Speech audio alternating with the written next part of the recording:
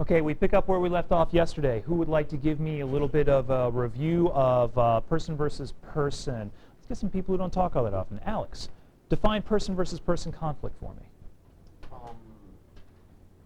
Like when two people like want something, but like both can't get it. Like one gets what they want, the other one like doesn't get what they want. Excellent, Alex. Thank you. Notice that Alex focused on two people wanting something. He didn't say one person is in conflict with another person. He said their desires are in conflict. So make sure you're specifying that. How about person versus nature? Sarah? The goals or interests of the protagonist. Who likes their Very good. So both of those definitions focus on goals or interests. Make sure you're focusing on the interests of the person. Don't say this person has a conflict with this thing.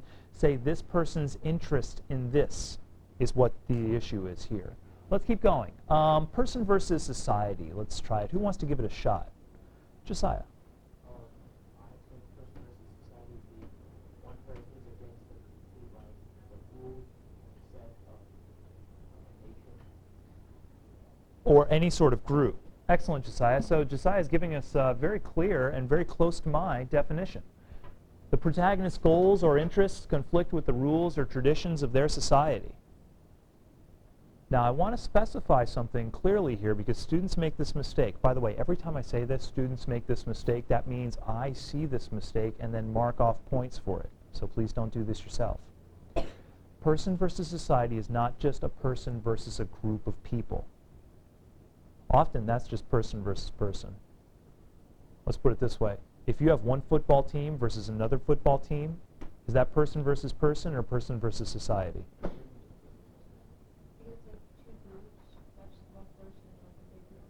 But it's still person versus person. Here's how I want to put it, Jasmine.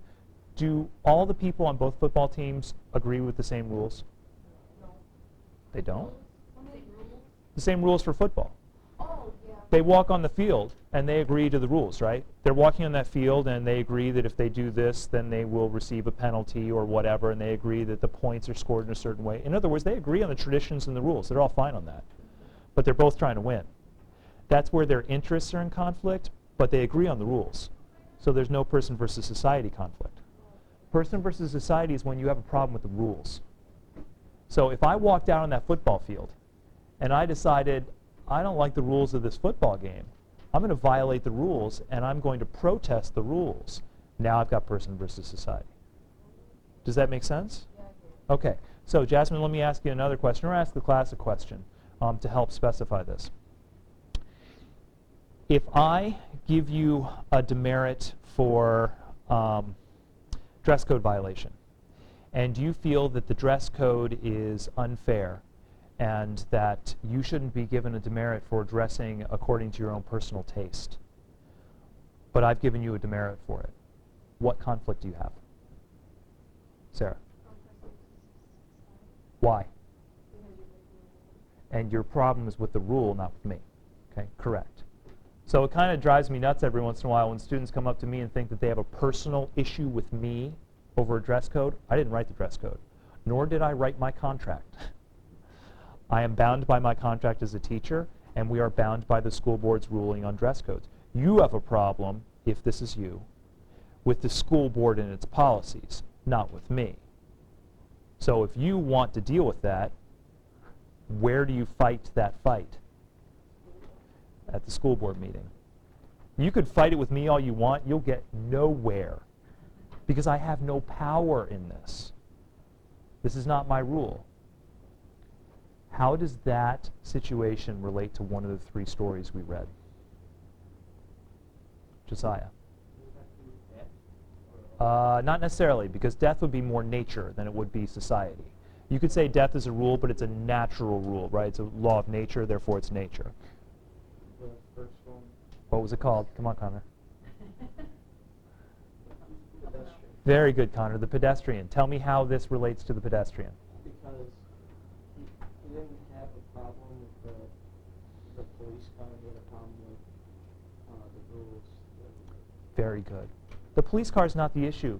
The rules and expectations that the police car are enforcing is the issue that Leonard Mead has. And he has a conflict with that. Daniel? Is it kind of like the Diggory and the kid had a problem with the rules about them, like which literature? Which? The Giver. Oh yeah, The Giver. Yes, that's a person versus society conflict because those people, his parents and the people who work doing the euthanasia on the infants and on the elderly, he doesn't have a problem with them personally. He has a problem with the traditions that they are part of. So excellent. It's a good point. Thank you. As you're taking notes here, what you want to do is write example, pedestrian, for this one. You could also write other examples like The Giver. If you've read that book, that's an excellent one. There will be an opportunity in this class to make connections with other literature outside of what we're reading. And Daniel's connection to The Giver is already very useful. So thank you, Daniel. That's perfect. Person versus supernatural. I'm just going to gloss over this really quickly because it's the least of the 5. Goals or interests of the protagonist conflict with an antagonist not bound by natural laws. Therefore, yeah. However, you've read the Odyssey, right?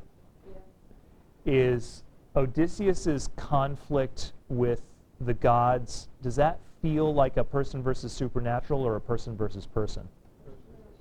It feels like a person versus person to me too. And I've read a fair amount of Greek literature. With conflicts with the gods, it always feels like person versus person.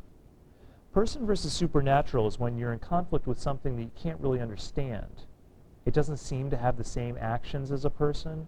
So strange ghostly forces perhaps might fall into this category. But this one's very rare. You can know it, just don't worry about it all that much. We're going to deal with the others a lot more. And the last one, internal conflict, person versus self. Robbie? Isn't this one where you if you would want to tell somebody something, but then you think it could end badly or I don't know how to explain it. Robbie, I like this. Okay, so Robbie's saying you want to tell somebody the truth. However, you are afraid of the consequences to you if you tell the truth, right? Is that fair? Excellent. So here, I want to give the definition and show where Robbie's going with this. Protagonist experiences 2 goals or interests, but he or she cannot achieve both. Or he or she must overcome a personal failing. But we're not dealing with that second part. We're dealing with the first part with Robbie's example. Robbie, what are your 2 interests in your situation? You have interest in telling the truth, and what's your second interest? What do you want? Not get in trouble, or not feel upset, or not feel pain, basically to preserve yourself, right? You have an interest in the moral nature of the truth and helping other people, and you have an interest in yourself. That's a classic internal conflict. Person versus self. And which of those do you choose? Well, sometimes we're relatively weak and we take the selfish way out, and sometimes we are relatively strong and take the moral high ground and tell the truth, regardless of the consequences. But that is an internal conflict. Excellent example. Do we see, or let me rephrase this question, how do we see an internal conflict at the beginning of Contents of a Dead Man's Pockets? What? Daniel? Well, he's inside, he doesn't really want to be afraid of, going out the window on the ledge and stuff like that. True, so he must overcome his own fear of going out on the ledge. That is correct, Daniel. I'm looking for something, though, before that. He faces a choice between 2 different interests that he has. What do you think? You look like you had the aha moment. What is it? If he could go with his wife to the movies or if he was going to work. Correct. Don't worry, Jasmine. I know you did. That decision between being with his wife or overworking is a classic conflict that many people face. People can become overwhelmed and obsessed with their jobs. He decides to choose the job over his wife. And now, by looking at that conflict, you can see the lesson of the story.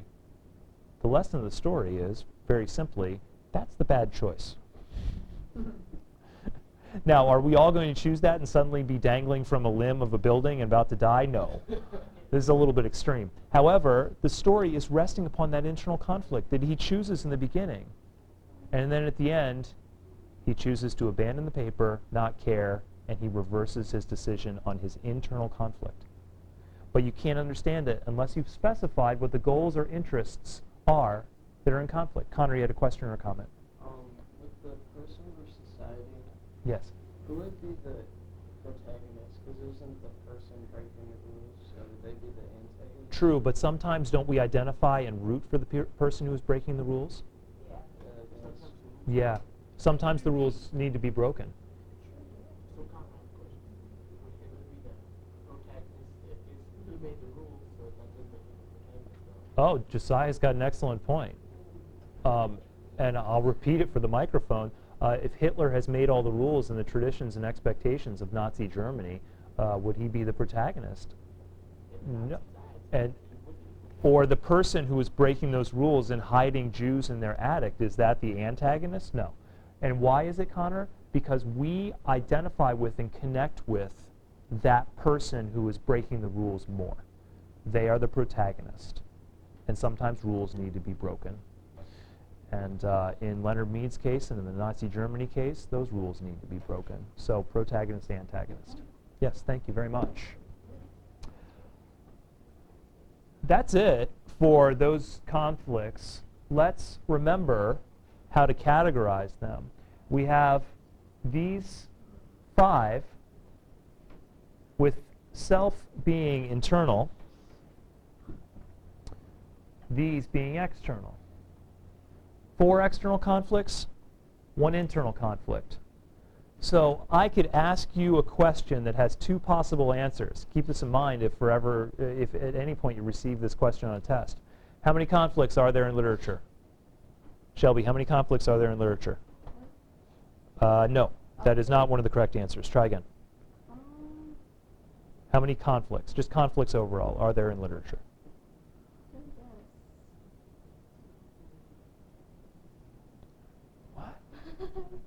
What? 5, that's correct, that's correct. He was doing yeah, let's forget about it. So we've got one answer to this question is that there are 5 conflicts in literature, and that is correct. What is another acceptable answer? If I say how many conflicts are there in literature? Robbie? Correct, and what are the 2? Very good. So you can answer in one of 2 ways. How many conflicts are there in literature? 5. How many conflicts are there in literature? 2. Either answer is correct, depending upon where you're going.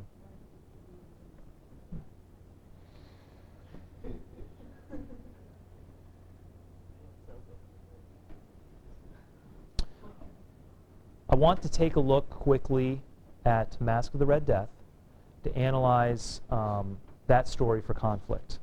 And let's talk about what the primary conflict in Masque of the Red Death is. So, in doing this, we have to figure out what the protagonist is, what the antagonist is, and what their interests are, what they're motivated to do. All right, Jordan, who's the protagonist of Masque of the Red Death? If you can't remember names, just describe. What, 366? 369 is the story.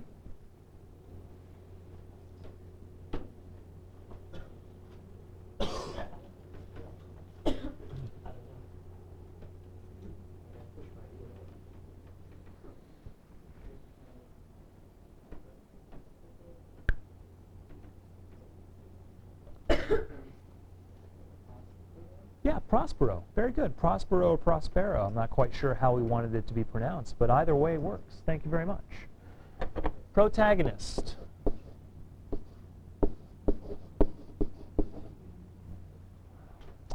What is his motivation? Jordan, what does he want?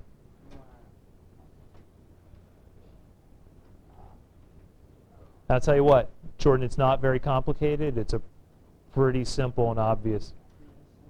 Oh, very close. He does want happiness, but he needs something else in order for happiness. You're really close to it. Jasmine? He doesn't want to get infected with the disease. He wants to live and be happy while he's living, Jordan, so you're correct there. But Prospero's motivation is to live. He wants to live. A disease is ravaging his land, and he does not want to die from it. That is his main motivation in this story. Okay. Zach, who is my antagonist?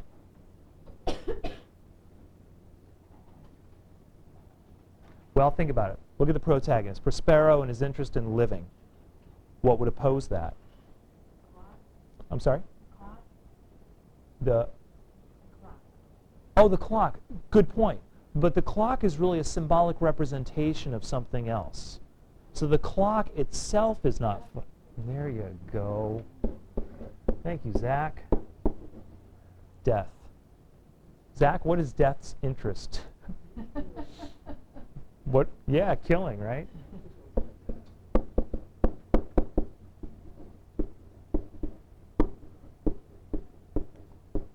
Oh, and I gave this to third period today, so I'm afraid I'm going to have to give it to you. It's your happy thought for Friday.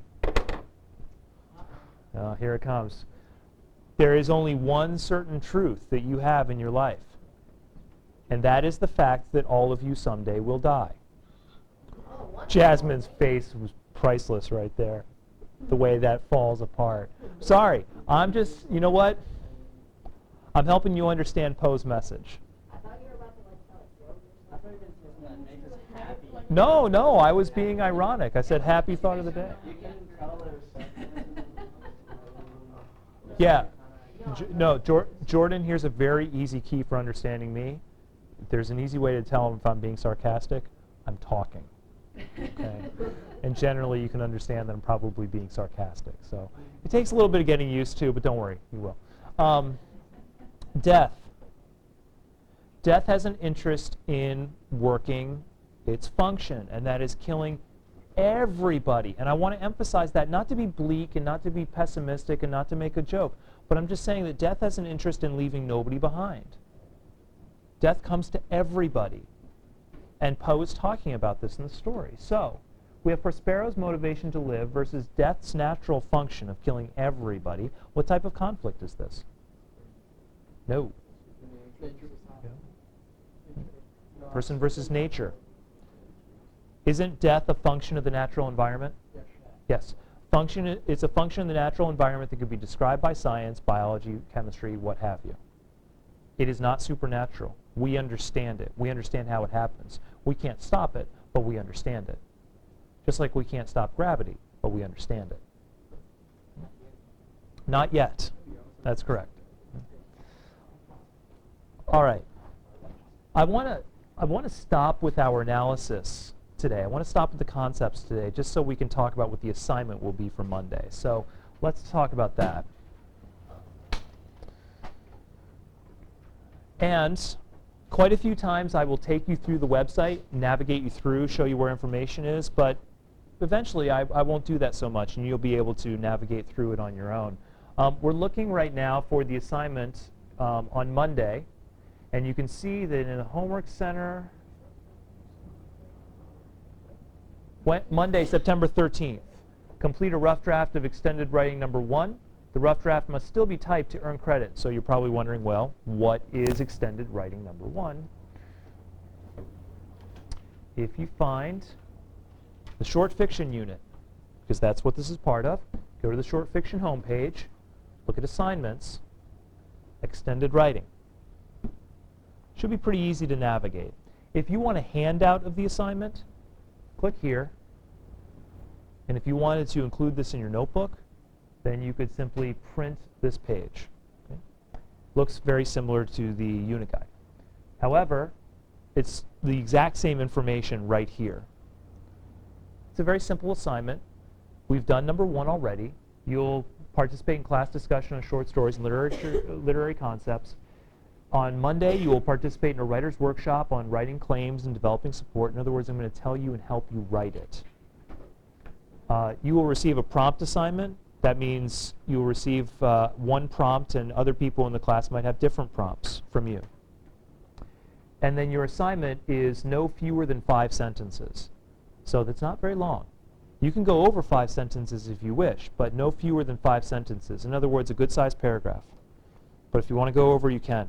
Here's something that you should know about assignments in this class. They are often short, but my expectations are high. So I don't expect you to write a perfect paper over 3 pages, but I expect you to write a perfect paragraph. And that's manageable for you, because if you are writing less, you can concentrate more on every word and every sentence and all the details in that one paragraph. But we will fine-tune those paragraphs, and then eventually we'll get into longer papers. We're going to add to this a little bit. This is the assignment that Mrs. Kozak and I were working with last year, but we decided this year that we want to do a little bit more rough drafts. You bringing in a rough draft to class and working with it. So on Monday, you get 5 points just for bringing in a rough draft. And 5 points regardless of its quality. But it must be typed, as that says on the main page. So typed rough draft on Monday, and you get 5 points for it. Easily done. If you're doing really well with earning class credit so far, hey, that's great. Keep it up. If you've missed some of those assignments, email, syllabus, what have you, stop on Monday by bringing in that rough draft. You bring that in, you're good to go. You need an assignment, though. So here are the prompts. The first one is due on September 15th. That's Wednesday, but the rough draft is due on Monday. We have 4 prompts. I will assign them to you randomly. So listen, please, for your random prompt assignment, and you might want to write down that prompt. A, B, C, D. A, B, C, D. A, B, C, D, A. So if you want to copy your prompt down now, so that you don't have to look it up later, you can. If you want to look at your home instead, that's Yeah. fine. But your rough draft on that is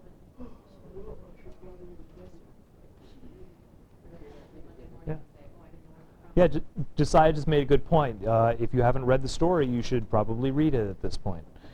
If you ever miss reading a story, which is going to happen at some point, you're going to forget to do an assignment, you're going to run out of time, do read it afterwards, because it's still going to be on the test, and we're still going to be talking about these stories through the whole unit, okay? Right. And other units. So if you didn't get both of them finished today, please do read them over the weekend. Look at how all of these prompts are basically the same.